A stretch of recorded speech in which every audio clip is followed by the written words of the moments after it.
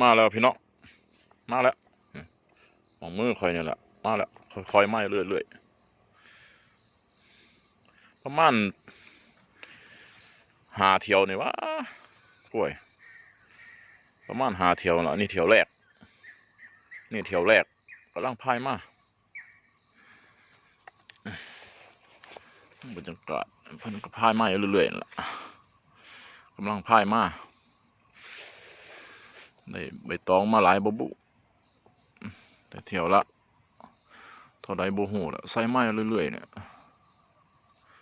กำลังพายมา บรรยากาศหุบเขาล้อมรอบเนี่ยก็มันก็เป็นนาอยู่ถ้าผู้ใดมักอยู่แถวนี้ก็ได้ว่า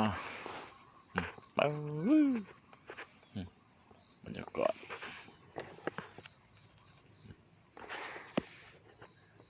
บรรยากาศบรรยากาศบรรยากาศบรรยากาศบรรยากาศ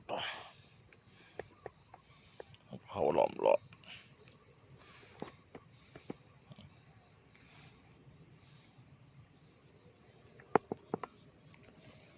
ส้มบรรยากาศไปพร้อมๆกันแล้วพี่น้อง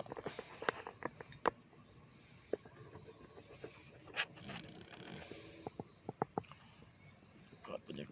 กาศนี่เรือมาแล้วเห็นมั้ยนะเรือเห็นมั้ยนะเรือมาแล้วกำลังมา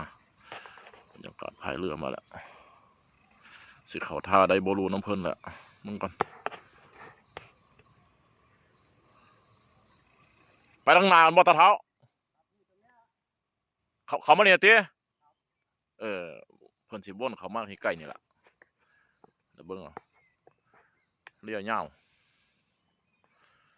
บรรยากาศโอ้ถ้าบ่เก่งแท้พายบ่เป็นเด้อเนาะเรือมันวนเนาะถ้าพายบ่เป็นเนี่ยมันสิวนลงคลองลงขว้างเรืออันนี้จังหวะมาพายมายิ่งยาวมาได้เก่งมากเลยวะบรรยากาศพี่น้องเดี๋ยวเลื่อนรถได้พุ่นบ่เหรอเลื่อนรถได้พุ่นบ่โอ้เบิ่งแล้วพี่น้องไอ้ส้มบรรยากาศไก่เลือกเขาฟังเลยผลมันหัวเสียบเขาฟังแล้วได้ไปตองมาซ้ำนี่ก่อนอันนี้เที่ยวแรกเขามายืนเรือออกจากฝั่งให้นะเขาโอเคเดี๋ยวคนกล้วยขึ้นไว้ท่าก่อนขึ้นใส่รถก่อนพี่น้องโอเค